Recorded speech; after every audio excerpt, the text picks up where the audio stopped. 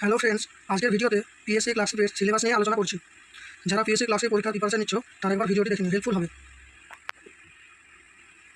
PSC ক্লার্কশিপের syllabus part 1 preliminary পরীক্ষা আর part 2 main পরীক্ষা। Preliminary পরীক্ষার প্যাটার্ন: জেনারেল স্টাডিজ 40টি প্রশ্ন থাকবে 40 নম্বরের, ইংরেজি 30টি প্রশ্ন থাকবে 30 নম্বরের, পাটিগণিত 30টি প্রশ্ন থাকবে 30 নম্বরের, মোট 100টি প্রশ্ন থাকবে 100 নম্বরের অবজেক্টিভ টাইপের প্রশ্ন হবে। সময় থাকবে মোট 90 মিনিট। দেখো, জেনারেল স্টাডিজ থেকে কী আসবে? দৈনন্দিন বিজ্ঞান, কারেন্ট অ্যাফেয়ার্স, ভারতীয় ইতিহাস আর ভারতীয় ভূগোল, এই 4টি টপিক থেকে জেনারেল স্টাডিজ থেকে আসবে। জেনারেল স্টাডিজের এই 4টি টপিক থেকে আসবে।